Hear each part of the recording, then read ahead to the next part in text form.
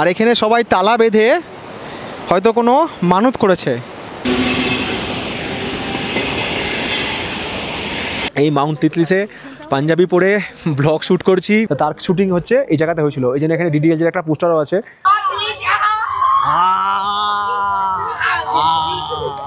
আর রাইন নদী বয়ে চলেছে তার বিপুল জলরাশি নিয়ে। সুমিতের পাসপোর্টটা নিয়েছে, এই পাসপোর্টটা নিয়ে বলছে আমার হাতের এটা দেখেছে, বলছে এটা কোথা থেকে নিয়েছেন। বাইরে এক ঝলক ঠান্ডা হাওয়ার ঝলকানি বুঝিয়ে দিয়েছে আজ 15ই অক্টোবরের সকাল, আর সময় হচ্ছে ঠিক এখন 7:45। আমরাও রেডি হয়ে বেরিয়ে পড়েছি। এই প্রথম সুইজারল্যান্ডে এসে আমরা খুব সকালে বেরোলাম, এই প্রথম আজকের দিনে এসে। আর দেখতেই পাচ্ছেন এখনও কিন্তু সূর্যের আলো ভালোভাবে ওঠেনি, প্রচণ্ড ঠান্ডা হাওয়া দিচ্ছে। এখানকার মানুষজন তারা আমার বেরোনোর অনেক আগে বেরিয়ে আর কি তাদের মর্নিং ওয়াক বা দৌড়ঝাঁপ শুরু করে দিয়েছে। আমরাও যথারীতি দৌড়ঝাঁপ শুরু করে দিয়েছি। কোথায় যাওয়ার জন্য? লুজার্ন স্টেশন। সেখান থেকে 8:10-এ আমাদের ট্রেন রয়েছে, সেই ট্রেন নিয়ে আমরা যাব হচ্ছে আজকে এঞ্জেলবার্গ, এবং এঞ্জেলবার্গ থেকে যাব হচ্ছে মাউন্ট তিতলিস। আজকে আমাদের সকালবেলা বেরোনোর কারণ আজকে আমাদের দুটো প্রোগ্রাম রয়েছে, মাউন্ট তিতলিস এবং হচ্ছে রাইন ফলস, দুটো দুমুখে। তো এই দুটো কভার করব, এবং আজকেই হবে আমাদের সুইজারল্যান্ডের শেষ রাত। বাইরে প্রচণ্ড ঠান্ডা হাওয়া, মানে ব্যাপারটা কীরকম বলি, আমাদের ওখানে হয়তো ডিসেম্বর মাস বা জানুয়ারির মাস হয়তো ভোর 5টায় উঠে সাইকেল নিয়ে বেরিয়েছি, তো যেরকম ঠান্ডা লাগতো সাইকেল চালাতাম, তা সেরকম ঠান্ডা লাগছে। বেরিয়ে পেয়ে গেছি বাস, ছুটছিলাম তাই একটু ফুলছে শ্বাস। আমরা রাস্তা দিয়ে হাঁটছি, বাস যাচ্ছে, শুধু বলছে বাস ছোটো ছোটো ছোটো দিয়ে আমরা ছুটছি। একজন সাইকেল নিয়ে যাচ্ছিলো, সে আবার বাসের গেটটার উপর ধরলো। বাসে একজন ভদ্রমহিলা ছিল, সে আবার গেটটা ধরলো যাতে আমরা বাসটা পাই। এখানকার মানুষরা এরকম হেল্পফুল, খুব সুন্দর একটা দেশ, মানুষজনও খুব ভালো। কিছুই না, এরপরেও বাস আছে, বাট একটু আগে পৌঁছাবো, গিয়ে এক কাপ কফি খেতে পারবো, কারণ সকালবেলা যেহেতু চা না খেয়ে বেরিয়েছি। আর এখান থেকে লুজার্ন স্টেশন হচ্ছে মাত্র 4টে স্টপ, বেশিক্ষণ লাগবে না, মিনিট 7-8। এইটা হচ্ছে এখানকার অফিস টাইম, মানে অফিস টাইম, স্কুল টাইম, সবাই এখন যাচ্ছে। আমাদের ওখানে তো মনে হয় সবাই এখন অফিসে পৌঁছে গেছে। 3.5 ঘন্টা পিছিয়ে আছি, 8টা, তার মানে আমাদের ওখানে এখন 11:30। বাই বাই, সাবধানে সে জানা। ইনি সাউথ থেকে এসছেন, একাই ঘুরছেন ইন্ডিয়ান। সকালবেলা যখন শিয়ালদা মেন সেকশনে আমরা নামি, দেখি সাউথ সেকশন থেকে লোক এসে ধাক্কা মারছে, ওদিক থেকে লোক আসছে, এদিক থেকে লোক যাচ্ছে, মানে গঙ্গা যমুনা মিশে যাচ্ছে। এখানেও ব্যাপারটা সেরকম। 12 নম্বর প্ল্যাটফর্ম, যেখান থেকে আমাদের ট্রেন ছাড়বে হচ্ছে এঞ্জেলবার্গের উদ্দেশ্যে। এই হচ্ছে আমাদের ট্রেন, ছাড়বে হচ্ছে সকাল 8:10। এই যে কামরাটা রয়েছে, এই কামরাটা কিন্তু হচ্ছে বাচ্চাদের জন্য। হ্যাঁ, ওখানে সব লেখা আছে রিজার্ভ রিজার্ভ রিজার্ভ, বাচ্চাদের জন্য কামরা, বাচ্চাদের জন্য ডিজাইন করা আছে বাইরে।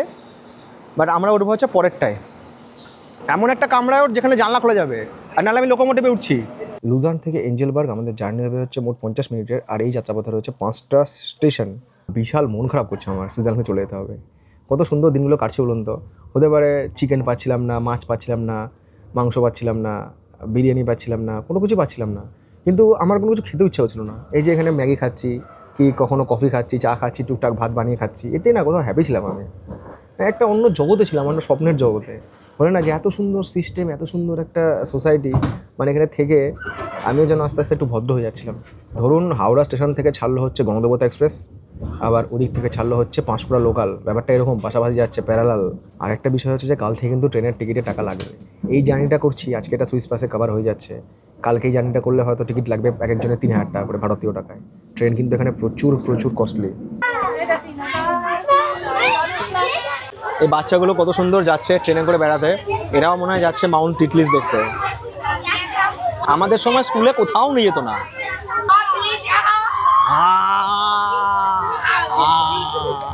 সুইজারল্যান্ডের এই শেষ দিনটা ছিল মনে রাখার মতো। পুরো কামরা জুড়ে বাচ্চাগুলোর কথোপকথন, আমার ফেলে আসা শৈশবের স্মৃতি রোমন্থন, আর বাইরে প্রকৃতির সৌন্দর্য দর্শন। আমাদের যাত্রাপথে আরও একটা স্টেশন, নাম হচ্ছে গ্রাফেনোট। আর যে বাচ্চাগুলো উঠেছিল ওরা সব নেমে গেল। জুরিখ থেকে ইন্টারলাকেন থেকে লুজার্ন, এই সমস্ত যে ট্রেন জার্নিগুলো না, এগুলোতে আপনার সুইজারল্যান্ড দেখা অর্ধেক কমপ্লিট, এত সিনিক বিউটি। আর ওই জন্য আমরা প্রচুর এখানে ট্রেন জার্নি করেছি, মানে পুরো সুইজারল্যান্ডের নর্থ থেকে সাউথ, ইস্ট থেকে ওয়েস্ট, সবটাই আমরা ট্রেন জার্নিতে কভার করেছি, এত সুন্দর। আর এখনও রোদ ওঠেনি, রোদ উঠতে দেরি হবে এখানে, কিন্তু রোদ না ওঠার আগেও যা প্রাকৃতিক দৃশ্য, গাছের পাতা বলুন, নদীর জল বলুন, পাহাড় বলুন, পাহাড়ের ধাঁচ বলুন, অন্যই কিছু একদম, এত সুন্দর না সব কিছু। আর এরা ট্রেন পথ যে বানিয়েছে, মানে সব থেকে সুন্দর সুন্দর জায়গাগুলোতে ট্রেন পথ বানিয়েছে, এখানকার পর্যটনকে আরও বেশি মানে ডেভেলপ করে দিয়েছে।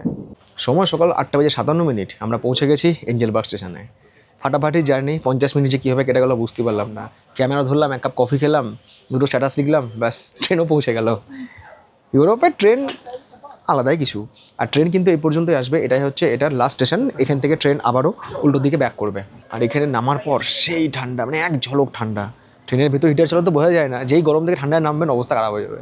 এবার এই এঞ্জেলবার্গ স্টেশন থেকে যে আমরা মাউন্ট তিতলিস যাবো তার জন্য শাটেল বাস রয়েছে, ঠিক আছে, ফ্রি শাটেল বাস। এখান থেকেই ছাড়ে, এখান থেকে মিনিট 10-এর মতো সময় লাগে।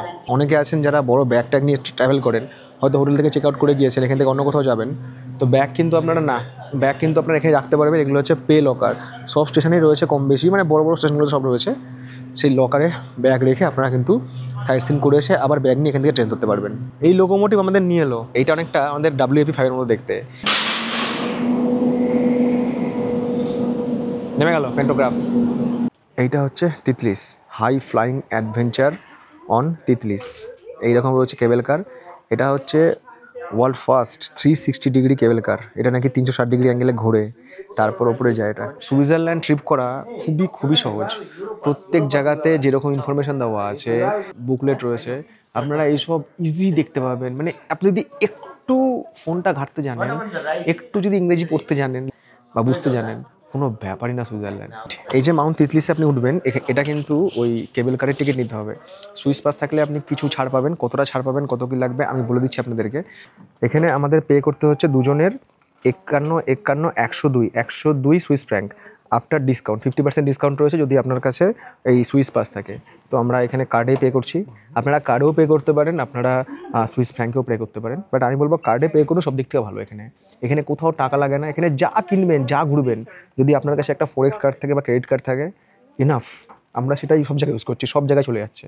11,000 টাকা, মানে আমাদের পার পার্সন 5,500 করে পড়ছে। হয়ে গেল পেমেন্ট। বেরিয়ে এলাম আমরা স্টেশনের বাইরে। ওখানে হোটেল রয়েছে, বাট এই হোটেলে থাকতে গেলে খরচা বিশাল পে করতে হবে। এখানে রয়েছে সমস্ত বাসের টাইমিং। সকাল 8টা থেকে এখানে কিন্তু বাস পরিষেবা শুরু হয়ে যায়। 8টা, 8:36, 8:59 সব টাইমিং দেওয়া রয়েছে। আর এই হচ্ছে আমাদের তিতলিসের টিকিট। আর এই যে আমরা বাসে করে যাব না, এই একদম এই পর্যন্ত এই বাস কিন্তু হচ্ছে ফ্রি, কোনো টাকা লাগবে না। উঠে পড়লাম বাসে। বাসের ভেতর হিটার চলছে, এখানে সব জায়গায় হিটার। বাসে, ট্রেনে, ঠিক জাপান এরকমই ছিল। এই জায়গায় সবসময় ভিড়। সকালবেলা দেখুন কত বাস চলে এসছে, মানে আমাদের আগেও এখানে মানুষজন চলে এসছে, কারণ যে জায়গা বেশি ফেমাস সেই জায়গায় লোক আগে আসে। এখানে পৌঁছানোর পর কিন্তু টিকিট আপনারা এখানেও পেয়ে যাবেন, এখান থেকেও টিকিট নিতে পারেন। আর জল কিনতে হবে না, চল। এখন শুধু ব্যবস্থা দেখুন কত সুন্দর। এইটা দেখে দিল গার্ডেন হয়ে গেল।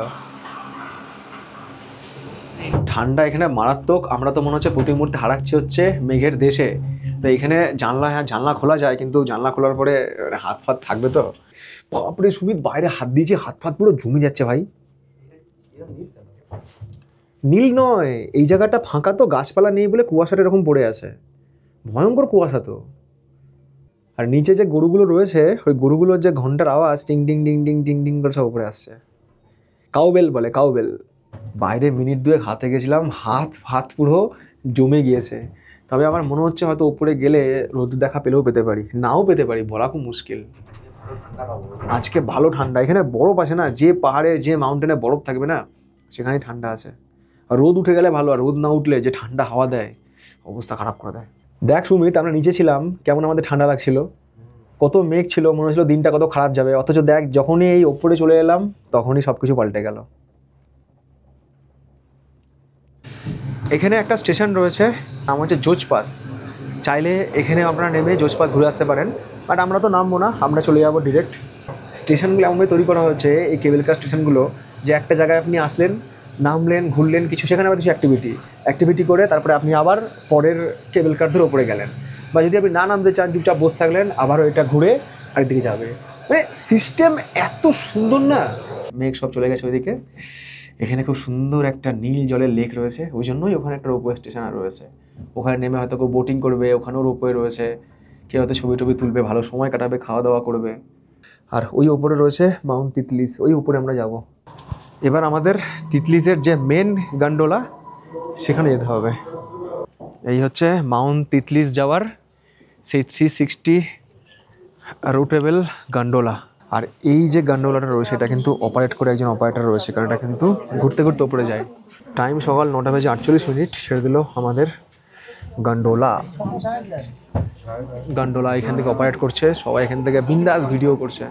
আমরা ওই নিচ থেকে উঠে এলাম, এখানেও দেখুন মনে হচ্ছে যে পাহাড়গুলো যেন কেউ মেঘের উপরে বসিয়ে দিয়েছে। তিতলিজও রয়েছে বরফ, যখন পুরোটা বরফে ঢেকে থাকে না তখন আরও সুন্দর লাগে। এই যে গান্ডোলা করে যাচ্ছি না, এইটা কিন্তু রোটেট করছে, তবে ওই বনবন করে রোটেট করছে না, খুব স্লোলি। আমি ছিলাম ওই দিকটাতে, এখন ঘুরে মানে এইদিকে। সবাই এই পথে যেতে যেতে পুরো এই যাত্রাপথের কিন্তু 360 ডিগ্রি ভিউ পাবে। পায়ের দিকে তাকালে বোঝা যাবে জিনিসটা আস্তে আস্তে ঘুরে যাচ্ছে। এই রোপওয়েটাই হচ্ছে এই মাউন্ট তিতলিজের বৈশিষ্ট্য। সবাই ঘুরছে, সবাই সব রকম দিকটা ছবি পাচ্ছে। এখন আমাদের ডিরেকশনটা এইদিকে রয়েছে, কপাল ভালো, উপরে গিয়ে রোদ পাবো। দারুণ লাগছে, দারুণ। এই রোদের দেখা পেলাম, রোদটা এসে পড়ছে, এইটা এরকম করে ঘুরছে, আলাদাই কিছু টেকনোলজি ভাই কিছু করেছে এরা। এই জন্যই সুইজারল্যান্ড।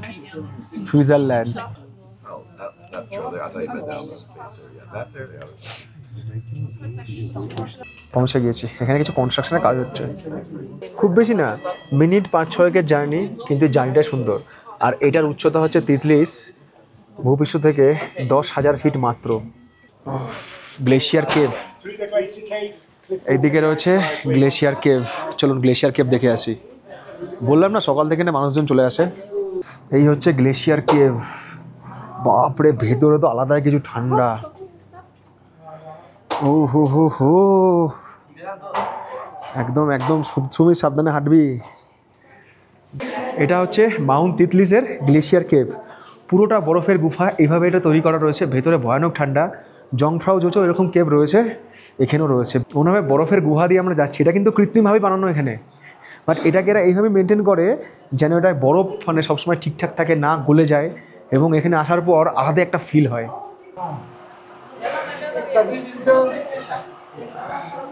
সবাই এখানে ফটো তুলছে, সবাই এখানে এসে ফটো তুলছে।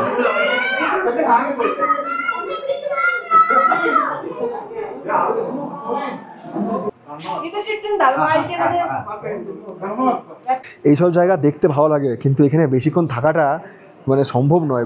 নাক মুখ মনে হচ্ছে ঠান্ডায় জমে যাচ্ছে। ভিতরে এমনই টেম্পারেচার, ভেতরে তো টেম্পারেচার মাইনাস আছেই, কারণ না হলে তো বরফ থাকবে না। ওই আইস কেপ থেকে আমরা বেরিয়ে এলাম, এবার এলাম হচ্ছে লেভেল 5-এর। ডিডিএলজের কিছু শ্যুট এখানে হয়েছিল। ওই যারা ঝুমলুমে নারে নারে না গানটা দেখেছেন, যখন কাজল আর শাহরুখ বরফের মধ্যে, তার শুটিং হচ্ছে এই জায়গাতে হয়েছিল। এই জন্য এখানে ডিডিএলজের একটা পোস্টারও আছে। এখানে একটা ছোট্ট ক্যাফে মতো রয়েছে, বসার জন্য টেবিল রয়েছে, এখানে বসে কিছু খাওয়া দাওয়ার অর্ডার করতে পারবেন। এখানে ম্যাগি ট্যাগি সবই রয়েছে, কফিও রয়েছে। মামা নুডলস। যত উচ্চতা বাড়ে তত জিনিসপত্রের দামও বাড়ে। আজকে শেষ দিন, একটু খেয়ে নিই।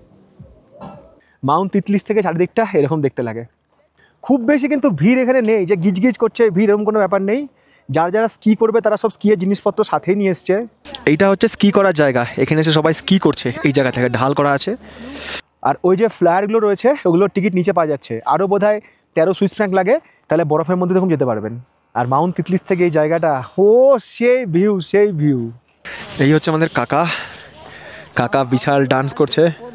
কাকা কুল, কাকা কাকির হাত ধরেন। হ্যাঁ ঠিক, আমরা যেখানে আসি সেখানে আমরা এক্সাইটেড হয়ে যাই, জায়গাটা এক্সাইটেড করে দেওয়ার মতো।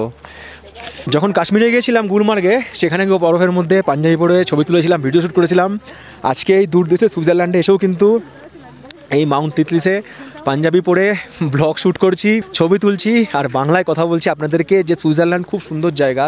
এই মাউন্ট তিতলিজ হচ্ছে সমুদ্রপৃষ্ঠ থেকে 11,000 ফুট, তা উপরে প্রচুর বরফ রয়েছে। আর সেই সাথে আমরা যে এঞ্জেলবার্গ থেকে উঠে এলাম, আমি তখন আপনাদেরকে গান্ডোলাতেও বলছিলাম যে এঞ্জেলবার্গে কিন্তু এখন প্রচুর মেঘ রয়েছে, মানে নিচে যে শহর সেটা কিন্তু পুরো মেঘে ঢাকা। আর এই ওপরে উঠে আসার পর এই রকম কিছু দৃশ্য, যেখানে সবাই স্কি করছে, যেখানে সবাই বরফে ছবি তুলছে, ভিডিওগ্রাফি করছে। সুইজারল্যান্ডের প্রত্যেকটা জায়গা এক্সে বার্গারে। আমি কখনো বলতে পারবো না যে এই জায়গাটা বেশি সুন্দর, এই জায়গাটা কম সুন্দর। এবং এইগুলো কভার করতে না মোটামুটি আপনাদের মনে হবে যে, আমার মনে হচ্ছে হয়তো 1 মাস এখানে কম। আর এখন ট্যুরিস্টদের অত ভিড়ও নেই, তার জন্য এখানে ঘুরে ছবি তুলে অনেক সময় কাটিয়ে সত্যি ভীষণ ভালো লাগছে। আপনারা আসুন সুইজারল্যান্ড, আমার কথা মিলিয়ে নেবেন যে আপনাদের ফিরতে ইচ্ছা করবে না। তবে এখন এখানে যা বরফ পড়েছে, এটা তো অক্টোবর মাসে আজকে 15, নভেম্বর ডিসেম্বরে এখানে প্রচুর বরফ থাকে, তখন এখানে আসলে পুরো লাইভ স্নোফল হয়। এখন তো শুরুবাতে এরকম বরফ, এরকম ঠান্ডা, তাহলে ভাবুন নভেম্বর ডিসেম্বর জানুয়ারিতে কীরকম সিন লাগবে। তবে একটা কথা মনে রাখতে হবে, আমরা যখন বিদেশের মাটিতে এসেছি, এখানে এসে এখানকার সৌন্দর্য দেখছি, এই জায়গাটাকে আমরা পরিষ্কার পরিচ্ছন্ন রাখছি। দেখুন কোথাও কোনো প্লাস্টিক টাস্টিক, জলের বোতল কিচ্ছু পড়ে নেই।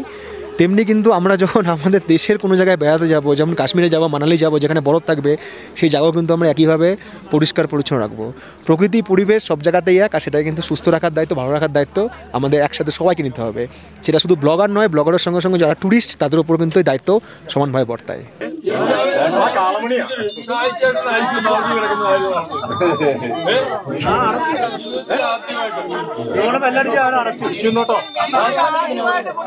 একে তো এরকম ভিড়, মানুষজন কি খাচ্ছে, কে আবার এর মধ্যে গ্যাস ছেড়ে দিয়েছে, আর ফরেনার লোকজন আবার নাকে আঙুল দিচ্ছে।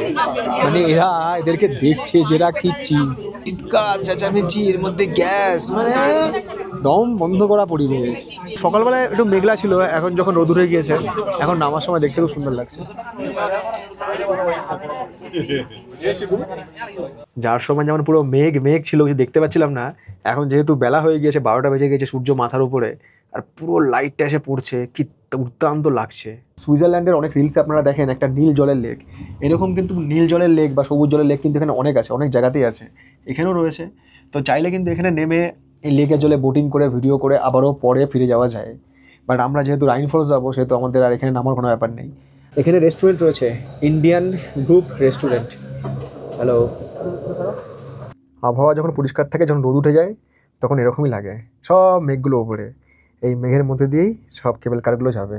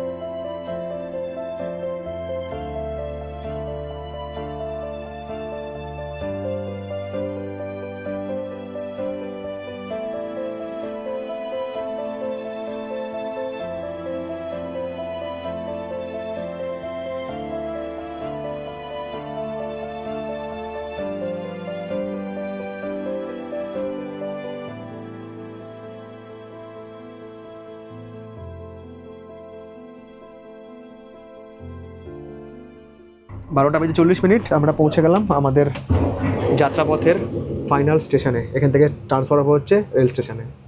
এই নিচে নেমে আসার পর রেস্টুরেন্ট রয়েছে, হ্যাঁ, জলের বোতল বা cold drink 5 Swiss franc, pav bhaji 15 Swiss franc, আর chicken tikka masala with rice 19 Swiss franc, মানে চিকেন ভাত ধরুন এখানে 2000।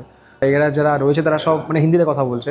তাহলে বললো যে চা নিন, চা ভালো হবে। এরকম 1 গ্লাস চা দিল, 1 গ্লাস চায়ের দাম নিল হচ্ছে 4.70 সুইস ফ্র্যাঙ্ক, মানে প্রায় 500 টাকা। মানে ইন্ডিয়ান রেস্টুরেন্ট, মানে ইন্ডিয়ান লোক কাজ করছে বলে তার মানে এটা নয় যে সব খাবার আপনি ইন্ডিয়ান দামে পাবেন। 1টা বেজে গেল, মোটামুটি আমাদের জুরিক পৌঁছাতে 3টে বাজবে। এই হচ্ছে এঞ্জেলবার্গ স্টেশন। স্টেশনে তো এসে পৌঁছালাম বাসে করে, কিন্তু দুঃখের বিষয় এখন ট্রেন নেই। ট্রেন ছিল 1টা 3-এ, তারপরে আবারও ট্রেন রয়েছে হচ্ছে 2টোর সময়, মানে আমাদের 1 ঘন্টা এখানে ওয়েট করতে হবে, 1 ঘন্টা নষ্ট হবে। আর এখান থেকে আর কোনো অপশনও নয় যে আমি এখান থেকে লুজান ফিরে যাব। জুরিক যেতে গেলে প্রথমে যেতে হবে হচ্ছে এখান থেকে লুজান থেকে ট্রেন নিয়ে জুরিক, আবার জুরিক থেকে যেতে হবে রাইনো ফলস, মানে 3বার চেঞ্জ, 3 ঘন্টার জার্নি, 1 ঘন্টা তো এখানেই খেয়ে গেল। হয়তো রাইনো ফলস যখন পৌঁছাবো তখন মোটামুটি বিকেল হয়ে যাবে। সময় 2টা বেজে 2 মিনিট, ট্রেন একদম টাইমে এসেছিলো, আবার টাইমে ছেড়ে দিল। আবারও সেই 50 মিনিটের জার্নি হতে চলেছে আমাদের এঞ্জেলবার্গ থেকে লুজানের পথে। একটা সিনেমা হয়েছিল, খুব সুন্দর সিনেমা, তখন আমি ক্লাস 9-এ পড়ি। সেই সিনেমায় এই পাতাটা অনেকবার দেখানো হয়েছিল। মানে সেই বছর যখন ভ্যালেন্টাইন ডে এসেছিলো, তখন ভ্যালেন্টাইন ডে কার্ডের ভেতরে এরকম সব পাতা দেওয়া ছিল, মানে সবাই গিফট করেছিল। আমাকে তো তখন পাতা দিত না, যাই হোক দেখতাম এরকম করে, Valentine's day, heart attack day. তো কোন সিনেমা দেখানো হয়েছিল এটা? 2টা বেজে 50 মিনিট আমাদের ট্রেন আমাদেরকে একদম টাইমে পৌঁছে দিল হচ্ছে এঞ্জেলবার্গ থেকে লুজার্নে। প্ল্যাটফর্ম নাম্বার 5 দাঁড়িয়ে আছে দোতলা ট্রেন, ওই ট্রেনটা যাবে হচ্ছে জুরিক। সব সময় ব্যস্ত ওই স্টেশনটা। উঠলাম জুরিক যাওয়ার ট্রেনে, 3:09 এখান থেকে ট্রেন ছাড়বে, 3:51 গিয়ে পৌঁছাবে। মানে ওই এখান থেকে ওই মোটামুটি 1 ঘন্টার কাছাকাছি লাগে। আবারও আমাদের জুরিক থেকে রাইনো ফলস যেতে 1 ঘন্টা লাগবে। একটা জিনিস একদিনে কভার করে জিনিস কভার করা খুব চাপের। যতই ভোরবেলায় উঠি, যতই মনে করি কম সময় দিব, কিছু তো সময় দিতে হবে, খুব চাপের। আগের ট্রেন থেকে নেমে গিয়েছিলাম স্টেশনের নিচে আন্ডারগ্রাউন্ড মার্কেটে, ওই মিগোস বলে একটা দোকান আছে, যেমন খুব তেমনি মিগোস, ওখান থেকে খাবার দাবার কিনতে। এইরকম একটা কেকের দাম কত মনে হতে পারে আপনাদের? মানে এখানে না জিনিসপত্র এরকম দামে বিক্রি হয়। ধরুন একটা বড় কেক দাম কম, আর ছোটো কেক দাম বেশি, কোয়ালিটির উপরও ডিপেন্ড করে বা কী কেক আমি কিনছি। তো এই কেকটার দাম নিয়েছে আমাদের এখানকার কারেন্সিতে 100 গ্রাম কেক 2.5 সুইস ফ্র্যাঙ্ক, মানে আমাদের ভারতীয় টাকায় প্রায় 270-80 টাকা তো হবেই। জুরিক থেকে লুজান বা লুজান থেকে ইন্টারলাকেন, এই 1 ঘন্টা ট্রেন জার্নি সিনিক বিউটি অসাধারণ। সুইজারল্যান্ডের প্রত্যেকটা সিনিক ট্রেন জার্নির আলাদা একটা ভাইব আছে। বাইরের দিকে একটানা তাকিয়ে থাকলে 1 ঘন্টা সময় দেখতে দেখতে কেটে যায়। যারা ভাবছেন যে এত জার্নি করব কি করে, তাদের জন্য বলি, এতগুলো জার্নি করার পরও শরীরে কোনো ক্লান্তি আসবে না। তার কারণ এখানকার ট্রেনগুলোর সাসপেনশন সিস্টেম, আর একই সঙ্গে এখানকার ওয়েদার। আর সুইজারল্যান্ডে 6 দিনের ট্রিপ মানেই এত বেশি খরচ। সেক্ষেত্রে চেষ্টা এটাই হওয়া উচিত যে একটু আগে আগে বেরিয়ে মাল্টিপল ডেস্টিনেশন কভার করে আসা। সেই সঙ্গে সুইজারল্যান্ডের ট্রিপ যখনই 5 দিনের বেশি প্ল্যান করবেন এবং ডেস্টিনেশন মাল্টিপল হবে, সেক্ষেত্রে সুইস ট্রাভেল পাস অবশ্যই নিয়ে নেবেন। কারণ এইসব ট্রেন জার্নির ভাড়া আমাদের কারেন্সিতে 2500 থেকে 3500, তাও আবার ডাইনামিক ফেয়ার, অর্থাৎ সকালে একরকম ভাড়া, অফিস টাইমে একরকম ভাড়া, আবার সন্ধ্যাবেলায় আরেক রকম ভাড়া। সময় 3:56 ট্রেন আমাদেরকে পৌঁছে দিল হচ্ছে জুরিক এইচবি স্টেশনে। এখান থেকে আমাদের পরবর্তী গন্তব্য হচ্ছে শ্যাফহাউসেন। জুরিক থেকে যখন আপনারা ওই রাইন ওয়াটারফলস দেখতে যাবেন, তার নিয়ারেস্ট স্টেশন হচ্ছে শ্যাফহাউসেন। তো জুরিক থেকে যে ট্রেন যাবে এই শ্যাফহাউসেন, এটাও মোটামুটি 40 মিনিটের একটা জার্নি। সেটা ছাড়বে হচ্ছে প্ল্যাটফর্ম নাম্বার 40, 41 বা 41, 42 থেকে। জুরিক অনেক বড় স্টেশন, তবে জাপানের মতো নয় যে ট্রেন খুঁজে পাওয়া যাবে না। ট্রেন খুঁজে পাওয়া সহজ। যখন আপনারা ইন্ডিয়া থেকে আসছেন তখন কিন্তু আপনাদের ফ্লাইটে জুরিকে ল্যান্ড করবে, এবং অনেকে জুরিকে থেকে জুরিক থেকে বিভিন্ন জায়গায় যায়, জুরিক ঘিরে দেখে, বাট আমরা জুরিকে থাকিও নি, জুরিক ঘুরেও দেখিনি। জুরিক পুরনো শহর, লেক টেক রয়েছে, অনেক হিস্টোরিক্যাল জায়গাও রয়েছে, বাট সব তো বলেছি একসাথে সম্ভব নয়। অনেকেই ভাবে জুরিক বোধহয় সুইজারল্যান্ডের রাজধানী, একদমই নয়। জুরিক হচ্ছে সুইজারল্যান্ডের একটা শহর, জুরিক এয়ারপোর্ট, আর সুইজারল্যান্ডের রাজধানী হচ্ছে বার্ন।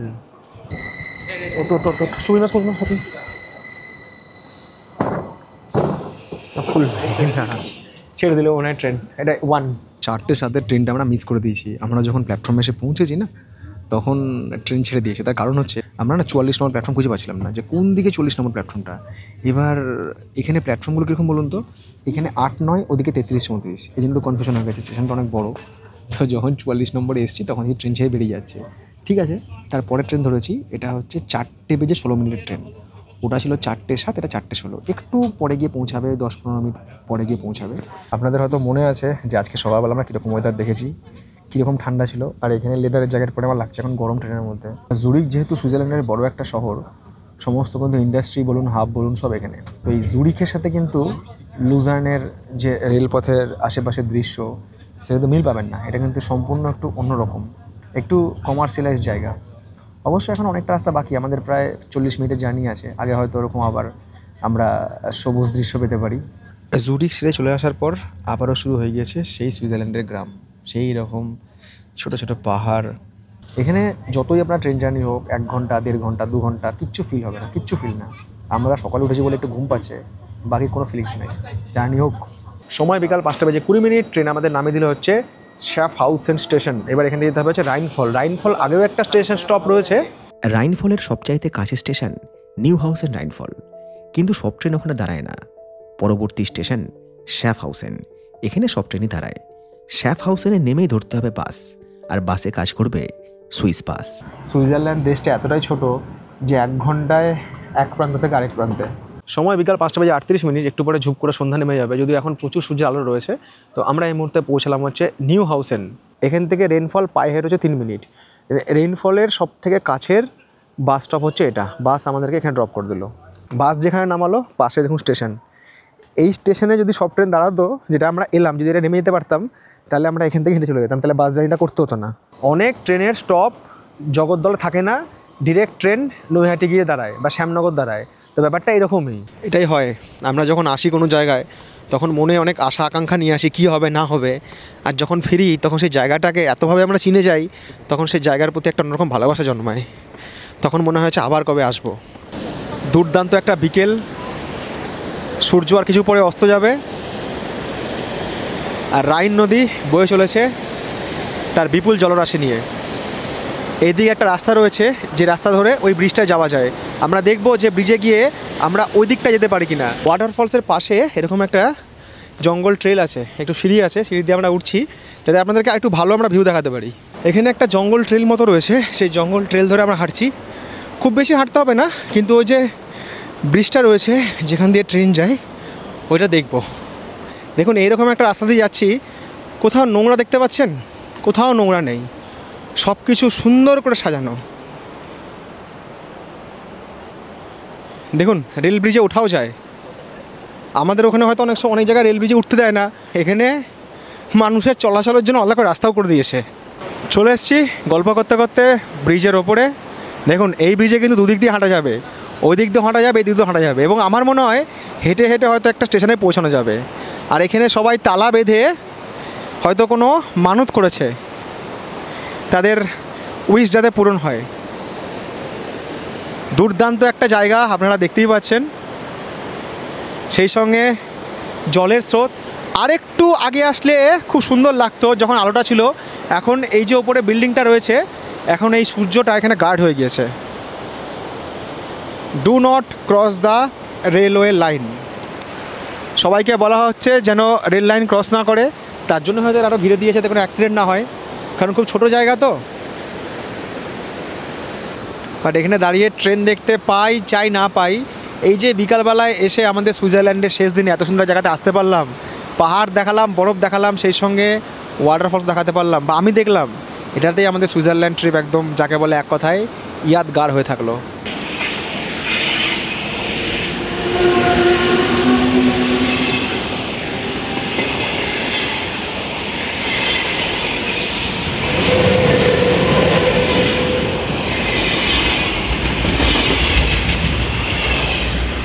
ট্রেনের কথা বলতে বলতেই ট্রেন এলো, ট্রেন চলেও গেল, দেখিয়ে দিলাম আপনাদেরকে। এবার আমাদের ফেরার পথ ধরতে হবে, কারণ ঘড়ির কাঁটা বলছে সন্ধ্যে 6টা বেজে গিয়েছে, ঝুপ করে এখানে সন্ধ্যে নামবে, এবং আমাদেরও এবার ফেরার পথ ধরতে হবে, কারণ আমাদের এখনও প্রায় ঘন্টা দুয়েকের জার্নি রয়েছে এখান থেকে জিউরিক, এবং জিউরিক থেকে হচ্ছে লুসার্ন। তো আপনারা মোটামুটি একটা গাইডলাইন পেয়ে গেছেন যে আপনারা যখন সুইজারল্যান্ড আসছেন তখন কীভাবে আপনারা এই রাইন ফলস দেখতে আসবেন এবং দেখে আপনারা ফিরেও যাবেন। রাইনফল দেখে এসে যখন জিরুক যাওয়ার ট্রেন ধরলাম তখন সন্ধে নেমেছে। সুইজারল্যান্ডে আমাদের এবারের মতো শেষ সন্ধে। ও একটা কথা বলা হয়নি, রাইনফল দেখতে কোনো রকম টিকিট বা এন্ট্রি ফি নেই। 7:23 গিয়ে জুরিক পৌঁছাবে, সুপার ফাস্ট ট্রেন, এটা 6:50 ছাড়বে, এবং আজকে রাত্রি 12টার পরে আমাদের পাসও শেষ হয়ে যাবে। আজকে শেষ রাত, আমাদের শেষ জার্নি। আগামীকাল একটাই ট্রেন জার্নি, লুজান থেকে জুরিক। 7:27 পৌঁছে গেছি জুরিক স্টেশনে। ওই ট্রেনটা ননস্টপ ট্রেন ছিল, যেটা বললাম, খুব তাড়াতাড়ি চলে এসেছি। এবার এখান থেকে যেতে হবে প্ল্যাটফর্ম নাম্বার 6, ওখান থেকে 7:23 আমাদের ট্রেন রয়েছে লুজান যাওয়ার জন্য। সুইজারল্যান্ডে এসে এ যাবত চিকেন খাইনি, এই প্রথম চিকেন কিনলাম এখানে কুক শপ থেকে। এটা হট চিকেন, এটা হচ্ছে 500 গ্রামের কাছাকাছি, 0.480 কেজি। এটার দাম পড়লো প্রায় 800 টাকা, 7.55, মানে প্রায় 800 টাকার দাম। প্রায় 9 দিন পর এই প্রথম চিকেনের স্বাদ পেলাম, তাও সেদ্ধ করে হালকা ফ্রাই করা, ঝাল মশলা কিছুই নেই। সুইজারল্যান্ড শিখিয়ে দিয়েছে চিকেন, মাটন, মাছ এইসব ছাড়াও দিনের পর দিন কাপ নুডলস, কখনো সেদ্ধ ভাত আর কফি খেয়ে দিব্যি কাটিয়ে দেওয়া যায়। একেই হয়তো বলে শেষ থেকে শুরু, একেই হয়তো বলে শেষ থেকে শুরু। রাত 8:25 আমাদের ট্রেন আমাদের পৌঁছে দিল হচ্ছে লুজান স্টেশনে। সেই প্রথম দিন যখন এই লুজানে এসে পৌঁছেছিলাম তখন এরকমই টাইমে এসে পৌঁছেছিলাম, স্টেশন থেকে বাইরে বেরিয়েছিলাম, তখন সব কিছু ছিল অচেনা অজানা, বাট আজকে সব কিছু বড্ড চেনা। সুইজারল্যান্ড থেকে শপিং করার জন্য এই শেষ সন্ধ্যে রেখেছিলাম, এটাও আমার গল্পের একটা গুরুত্বপূর্ণ অংশ। মানে এত ধরনের সুইস চকলেট রয়েছে, এর কোনটা ছেড়ে কোনটা নিব, কোনটার যে টেস্ট, এখানে রয়েছে অ্যাপেল ফ্লেভার, চিলি ফ্লেভার, কোনটা ছেড়ে কোনটা নেব, এত সুন্দর সুন্দর কালেকশন। প্রথমত চকলেট তো কিনবেন, আরেকটা জিনিস অবশ্যই কিনবেন, এখানে রয়েছে সমস্ত রকম সুইস যে ওয়াচ, তার কালেকশন দেখলে মাথা খারাপ হয়ে যাচ্ছে, এত সুন্দর সুন্দর সব ঘড়ি। এগুলোর ধরুন কোনোটা হচ্ছে 15,000, কোনোটা 13,000, কোনোটা 14,000, কোনোটা 20,000, কোনোটা 30,000, কোনোটা 1 লাখ, মানে বিভিন্ন দামের আছে। যেরকম এডিশন সেরকম ওয়াচের দাম। আমার এই মুহূর্তে বাজেট নেই এতগুলো ট্রিপ করে সত্যি কথা বলতে এখন আর টাকা নেই সুইস ওয়াচ কেনার মতো, পরে কখনো কিনবো। এটা কিন্তু হচ্ছে এখানকার সুভেনিয়ার শপ। এই সুভেনিয়ার শপে আপনারা প্রচুর জিনিস কিনতে পারবেন আপনাদের প্রিয়জনদের গিফট দেওয়ার জন্য, ঠিক আছে। ওই যে রাজ সিমরানকে গিফট দিয়েছিল, এরকম জিনিস নিতে পারেন এখানে। ঘর সাজানোর মতো জিনিস নিতে পারেন। বেল রয়েছে, এরকম বেল নিতে পারেন। এই বেলগুলো এখানে গরুর ঘন্টা মানে গরুর গলায় সব পরানো থাকে, এরকম টেরি নিতে পারেন। আর যেটা অবশ্যই নেবেন সেটা হচ্ছে সুইস আর্মি নাইফ। এই সুইস আর্মি নাইফ এগুলোর মধ্যে ফাংশন আছে, 12 ফাংশন, 13 ফাংশন, 14 ফাংশন, এটা 25, এটা 29, সব হচ্ছে এখানে সুইস ফ্র্যাঙ্কে লেখা। তো এখান থেকে আমি যেটা নিলাম সেটা হচ্ছে যে এখানে একটা এরকম সুইস আর্মি নাইফ নিলাম। এর মধ্যে অনেকগুলো ফাংশন আছে, আমি বেড়াতে যাই, এটা আমার কাজে লাগবে, কাঁচি টাচি সব কিছু আছে। আর সেই সাথে নিলাম হচ্ছে ওয়াল ম্যাগনেট। আর এইটা নিয়েছি, এটা হচ্ছে মেড ইন জার্মানি, 7940, মানে 8,000 টাকা মতো বিল হলো এখানে, ঠিক আছে। এই যে আমরা সুইস নাইফ কিনলাম, এই সুইস নাইফটায় কিন্তু নাম লেখা যায়। তো আমি এখানে আমার নাম আর কি লিখে নিয়েছি, যেটা লিখতে হবে ওপরে নিয়ে গিয়ে লিখে দেবে এটা, মানে সুইস নাইফে নিজের নাম লেখা যায়। আজ 16ই অক্টোবর 2025, ফাইনালি বাড়ি ফিরে যাওয়ার পালা। আজকে আমি কোনো বিস্তারিত ব্লগ তো বানাবো না, জাস্ট এই বাড়ি ফিরে যাওয়া মানে জুরিক থেকে ইন্ডিয়া ফিরে যাওয়া পর্যন্ত কয়েকটা দরকারি তথ্য আপনাদের সঙ্গে শেয়ার করব। সকাল 7:09 ট্রেনে আমরা লুজার্ন থেকে এলাম হচ্ছে জুরিখে। আর আজ আমাদের আর বাস কাজ করছে না, আজ আমরা ট্রেনের টিকিট কেটেই এসেছি। জুরিক স্টেশন থেকে এবার ট্রান্সফার হতে হবে হচ্ছে জুরিক এয়ারপোর্ট। জুরিক স্টেশন আলাদা, জুরিক এয়ারপোর্ট আলাদা। এখান থেকে আমাদের ফ্লাইট রয়েছে এখানকার সময় সকাল 10:45। এটা হচ্ছে জুরিক এয়ারপোর্টে টার্কিশ এয়ারলাইনের চেক ইন কাউন্টার। এখানে আমরা আমাদের লাগেজ ড্রপ করলাম, কারণ আমাদের ফ্লাইট হচ্ছে এখান থেকে প্রথমে ইস্তানবুল টার্কিশ এয়ারলাইন্স, তারপর ইস্তানবুল থেকে হচ্ছে আবার মুম্বাই, মুম্বাই থেকে কলকাতা, আর মাঝখানে আমাদের ইস্তানবুলে রয়েছে লেওভার। যেরকম আসার সময় এসেছিলাম, যাওয়ার সময় সেরকম। জুরিক এয়ারপোর্টে আসার পর যে অভিজ্ঞতাটা হলো সেটা একটু আপনাদের সঙ্গে শেয়ার করি। এখানে আসার পর কিন্তু আপনারা একটু কনফিউজ হয়ে যাবেন যে আমাদের যে ফ্লাইট, সেই ফ্লাইটটার যে চেক ইন করবো সেটা কোথায় করবো। এত বড় এয়ারপোর্টে এসে প্রথমে ডিসপ্লে বোর্ডটা দেখবেন, এখানে ডিপার্চার বোর্ড। এটা আমাদের ফ্লাইট হচ্ছে 10:45, যার নাম্বার হচ্ছে 1908। এই 1908 ফ্লাইটটার জন্য কোথায় চেক ইন হবে, চেক ইন গেটটা কোনটা, চেক ইন গেট হচ্ছে 2 আর রো নাম্বার হচ্ছে 4। চেক ইন গেট আর রো কিন্তু সব এখানে লেখা আছে, রো 1 থেকে 1 2 5 কোথায় চেক ইন গেট সব লেখা আছে, সব নির্দেশ করা আছে। আপনারা সেই নির্দেশ মানে ধরে চলে আসুন। চলে আসার পরে দেখুন রো 3, রো 2, রো 4, রো 5, সেই নির্দেশে চলে আসুন। আর আমাদের ছিল হচ্ছে টার্কিশ এয়ারলাইনের ফ্লাইট। তো এখানে দেখুন 4টে রয়েছে টার্কিশ এয়ারলাইনের কাউন্টার। এখন কাউন্টার ফাঁকা ছিল, চেক ইন কাউন্টার, ওখানে ব্যাগ ড্রপ করলাম। আর সেই সাথে আমরা আমাদের যে বোর্ডিং পাস সেটা নিয়ে নিলাম। এরপরে যে কাজ সেটা হচ্ছে আমাদের ইমিগ্রেশন করা। জুরিক কিন্তু খুব ব্যস্ততম এয়ারপোর্ট, সেই জন্য হাতে সময় নিয়ে আসবেন। এবং এই জিনিসটা যেটা আমি বলে দিলাম এটা ফলো করবেন। সময় সকাল 9:53। এর মাঝখানে অনেকগুলো ঘটনা ঘটে গিয়েছে। ক্যামেরা তো সব জায়গায় অ্যালাউ করে না বা ভিডিও করা উচিত নয়, তার জন্য আপনাদেরকে সব কিছু দেখাতে পারিনি। কী কী হলো সেই অভিজ্ঞতাটা বরাবরের মতো এবারে বলে রাখি। প্রথমত হচ্ছে যে সিকিউরিটিতে লিকুইড জিনিস কিন্তু এখানে অ্যালাউ নয়। জল তো নয়, আমাদের কাছে জল ছিল, জল অ্যালাউ করলো না। আমাদের কাছে 2টো কোকোকোলার ক্যান ছিল, ছোটো ক্যান, অ্যালাউ করলো না। একটাই মেন কথা, কোনো রকম লিকুইড এরা অ্যালাউ করবে না, না এখানে অ্যালাউ আছে না ইস্তানবুলে অ্যালাউ আছে। ওখানেও সিকিউরিটি হয়তো হবে আমাদের একবার। তো জলের কথা আপনারা ভুলেই যান, ঠিক আছে। জল ফ্লাইটে নিয়ে নেবেন। আমাদের জল ছিল, আমাদের জল টল সব কিছু ওরা ফেলে দিল। এরপরে হচ্ছে ইমিগ্রেশনে কী হলো বলে দিই।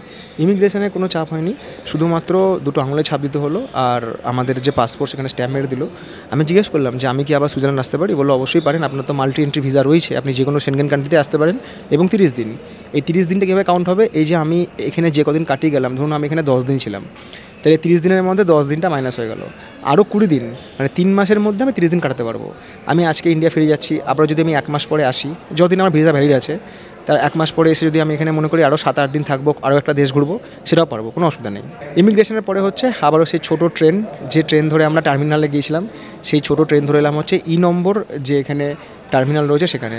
এই ইতে আমাদের গেট নাম্বার 58। একটু পরে আমাদের বোর্ডিং স্টার্ট হবে 10:15 থেকে। তো ইস্তানবুল এয়ারলাইনের বোর্ডিং কাউন্টার এখানে, তো এখানে এখন আপাতত এসে বসে আছি। আর এয়ারপোর্টে ওয়াইফাই রয়েছে, তো আপনারা কিন্তু সেই ওয়াইফাই অ্যাক্সেস করে আপনাদের যদি কোনো ইন্টারনেট সংক্রান্ত কাজ থাকে তো সেগুলো আপনারা করে নিতেই পারবেন। আমাদের ফ্লাইট জুরিক থেকে ছাড়বে হচ্ছে সকাল 10:35, আর ইস্তানবুল পৌঁছাবে হচ্ছে বেলা 2:50। জিউরিক থেকে ইস্তানবুল ঘন্টা দিনেকের এই ফ্লাইট জার্নিতে এরা ফুডও প্রোভাইড করেছিল। বাকি সময়টা একটা সিনেমা দেখেই কাটিয়েছিলাম। কী সিনেমার নাম সেটা না হয় আপনারাই বলুন। আমরা এসে পৌঁছালাম তুর্কির ইস্তানবুল এয়ারপোর্ট। এখানে আমাদের করতে হবে হচ্ছে ট্রান্সফার ঠিক আছে, লাগেজ অটোমেটিক ট্রান্সফার হবে। লাগেজ ট্রান্সফার ব্যাপারটা আপনারা জেনে নেবেন। আমরা যখন চেক ইন করছিলাম তখন জিজ্ঞেস করছিলাম যে লাগেজ অটোমেটিক ট্রান্সফার, বললো ইয়েস অটোমেটিক ট্রান্সফার। শুধু মুম্বাই পৌঁছে আমাদের লাগেজটা ম্যানুয়ালি কালেক্ট করতে হবে, কারণ মুম্বাই যেহেতু কাস্টমস হয় তখন আরেকবার আমাদেরকে চেক ইন করতে হবে। বাট ইস্তানবুলে পরবর্তী যে ফ্লাইট আমাদের মুম্বাইয়ের জন্য, সেক্ষেত্রে লাগেজ কিন্তু অটোমেটিক ট্রান্সফার হয়ে যাবে। সুমিত বলছে ইস্তানবুল এসে ঘুরতে হবে। আলাম ইস্তানবুল আর ঘোরার মতো পরিস্থিতি রাখেনি। ইস্তানবুল, আজারবাইজান যখন ভারত পাকিস্তানের যুদ্ধ হয়েছিল, এরাই পাকিস্তানকে অস্ত্র সাপ্লাই করেছিল। আমার এখানে ঘোরার কোনো ইচ্ছে নেই। হ্যাঁ, যদি সব কিছু ঠিক থাকতো আমি এখানে একটা ট্রানজিট ভিসা নিতাম, এই 2 দিন থেকে ঘুরে যেতাম, আপনাদেরকেও দেখাতাম। বাট এখন আমার ইচ্ছে নেই। হ্যাঁ, যদি কোনোদিন ভবিষ্যতে পরিস্থিতি ঠিক হয় তখন দেখা যাবে। ইস্তানবুল এয়ারপোর্টেও আমাদের সিকিউরিটি কমপ্লিট। এখানে তো ইমিগ্রেশন হবে না, এখানে শুধুমাত্র সিকিউরিটি হবে। কোনো সমস্যা হয়নি সিকিউরিটি নিয়ে। শুধুমাত্র একটা জিনিস এখানে অ্যালাউ নয়, সেটা হচ্ছে জল, লিকুইড খাবার জল অ্যালাউ নয়। মানে এয়ারপোর্টে জল কিনে তুমি খাও ঠিক আছে, বাট বাইরে থেকে জল নিয়ে এসে তুমি এখানে সিকিউরিটি পার করতে পারবে না। 100 ml জলও না, যেটা জুরিখেও দেখলাম, যেটা এখানেও দেখলাম। আরও কয়েকটা দেশে আমি এরকম দেখেছি জল একদম অ্যালাউ করে না। তুর্কির টাইম জোন ধরে ঠিক রাত 8টায় আমাদের মুম্বাই ফিরে যাওয়ার ফ্লাইট। জুরিক থেকে সরাসরি মুম্বাই বা দিল্লির ফ্লাইট তো রয়েছে, কিন্তু খরচ অনেকটাই সেভ হয়ে যায় যদি একটু কষ্ট করে এই লেওভার বা অপেক্ষাটা মেনে নেওয়া যায়। যে ফ্লাইটে আমরা এসেছিলাম মুম্বাই থেকে ইস্তানবুল, এটা সেই ফ্লাইটটাই, যেটা আপে আসে এটা ডাউনে যায়, এরকমই। ফ্লাইট তো পুরো ফুল, মানে দুবাই ফ্লাইট যেমন ফুল, থাইল্যান্ডের ফ্লাইটও ফুল, তেমনি ইস্তানবুল থেকে মুম্বাই ফ্লাইটও ফুল। আর এখানে অনেক দেশের মানুষই আছে, ইন্ডিয়ারও আছে, পাকিস্তানেরও আছে, আফগানিস্তানেরও আছে, বহু দেশের মানুষ আছে। এই দিয়েছে আমাদের খাবার। খাবারটা খুব গরম। ভাত রয়েছে, একটা ছোলার সবজি রয়েছে, আর একটা কি সবজি রয়েছে বুঝতে পারছি না, খেয়ে বুঝতে পারবো। আর সেই সঙ্গে দিয়েছে একটা বান। সবার জন্য কিন্তু একই খাবার।